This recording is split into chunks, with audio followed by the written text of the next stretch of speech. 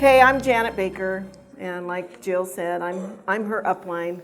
Everything she knows, she learned from me. Just kidding. Just kidding.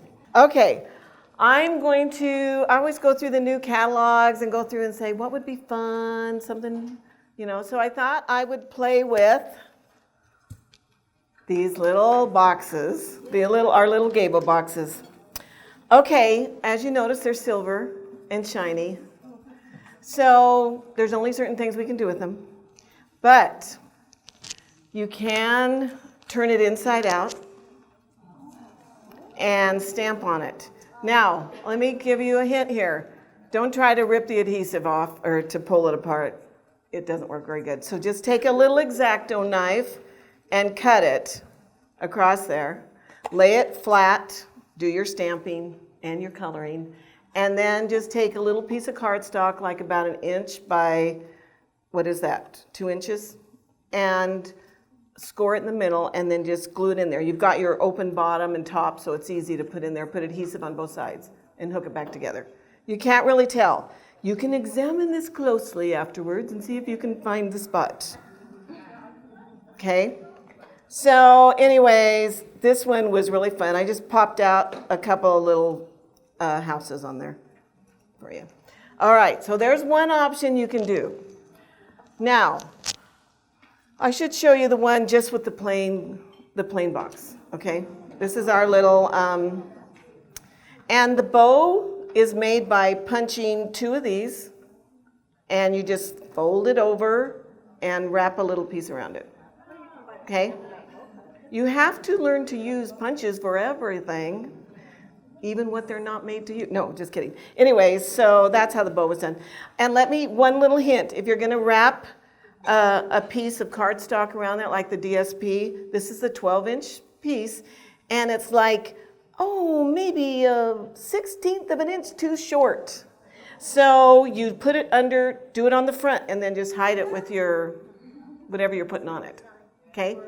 You don't want to piece it for that much. It's not really worth it. So there was another one.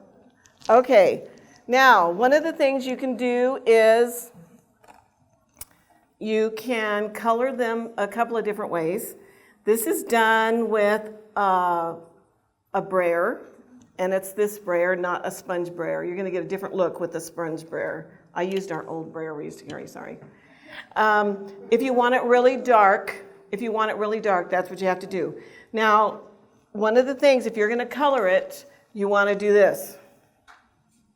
Okay, cut a piece of paper, because guess what? You're going to get ink all over little spots on the inside. So you can tell right here, any place where white is showing, you're going to get ink. So that's why you want to slide a piece of paper in there. Okay, so then you can just take your brayer and your pad and just go at it, flip it over and do that. Oh, I was going to show you something on the other side. Anyway, so you want to be sure you do that. Okay, I'll just show you some things in coloring. Now, any grease, not grease, but any body oils is going to kind of show up when you go to ink it. You're going to see where you touched it and everything, but that's okay. You just keep brayering it or keep sponging it. And if you'll notice these, it's not, I sponged it after I brayered it because I wanted the more, look, the kind of old, antique-y, whatever, because it kind of goes with me. I'm antique-y kind of look. But so if you want to get it perfect, you kind of have to wipe it off after you do it. I'll show you a couple of those. Okay, let me show you this one that is the same. This was done with espresso. I just did the espresso pad and I rolled it on there, and see, it's all blotchy. And what I do is, after I ink it, I heat set it. Okay, so, and it will go a little bit lighter, so you can go pretty dark if you want, and it's going to go lighter and then just kind of let it sit a minute, and the ink will stay on, except if you have like adhesive on your fingers, ladies, how we get that on there, and then you pick it up, you're gonna be able to tell it's going to take a little bit of ink off. It's not going to hurt the box, but you're going to see there's a little ink on your fingers. Okay, so what I did on here was I was sponging it to play with, and I wanted to show you Another thing is if you want to emboss them, let me show you this one before I tell you that. Here's one that I just ran through the embossing folder thing, that little one we have. Now when you emboss, what you're going to have is the image pop on this side and they sink in on this side. Okay, but it's okay. It looks great either way. And on this one, I took my Stampin' Blends and I colored it. Now Stampin' Blends, you don't have, you can heat set it too, but it stays. Stampin' Blends stay. Unless you take alcohol on a little cotton swab or on a paper towel and you can wipe it off completely clean and start again. So your Stampin' Blends are fun. It's gonna take a little bit more, your Stampin' Blends, you better check the color and see if it's on back order before you use it. If you're gonna do a class or something, you might want an extra one. But you just run it right across, I just ran it right across the top, is what I did on this one.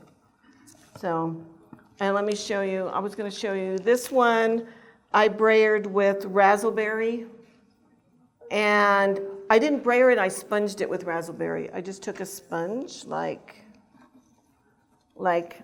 this, a sponge thing like this, and I sponged it and kind of rubbed it around, and then I heated it. Yeah, see? Okay, and the little window, you just use our little framelits, but you have to slide something in between the box here, or you're gonna have a front and back window.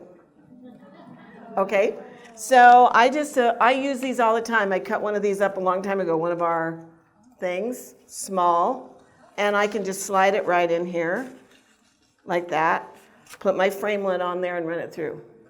Okay, so you can get your window. So that's really easy to do. All right, now, if you want to run them through, you can run it through, before you ink it, run them through your embossing folder, with your embossing folder through there. And remember, you're going to have them pop up on this side and sink in on that side. But it doesn't really matter, it still looks cute. And let me show you this one. Now, this one I ran through the embossing folder, then I used the Stampin' Blend, and I just scribbled all over it. And that's it. And then added the little fun little stuff to it. Okay, that one. Here's a really simple one. I just punched a bunch of hearts out and just put hearts all the way around it. Put a couple of words on it. Really easy. This one I used a brayer on and I heat set it. And I think I used Berry Burst. Here's another one I ran through embossing folder with butterflies. I did our butterfly embossing folder. And this one I brayered it. And then I added some silver butterflies too. Just really, really easy, really easy.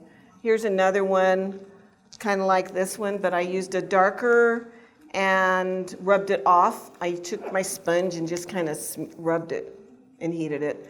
This one I left more blotchy, you know what I mean? Thicker, and this one I did thinner. And just added stuff to it. All right, and here's the last one. Now this one, I used the regular black ink or archival ink on it, and I kind of let it blotch up on there, and then just let it dry good on that one. And our punch, guys, works really cute with this set. There's the dragon on the back. And this is just our trim, our punch that does that trim across it, ticket. Okay, whatever it's called. Sorry, guys. So see the Stampin' Blends, all right, are great because they're fast and easy, and you just kind of scribble them on there. You can scribble it and then take a sponge kind of and blotch it. And if you don't like it, you just take some alcohol and wipe it off and start again. So anyways, but I really had fun with them. It's really, it was fun to try and come up with different colors and different ideas and things. And you guys will go crazy and start playing with it. So have fun. Thanks.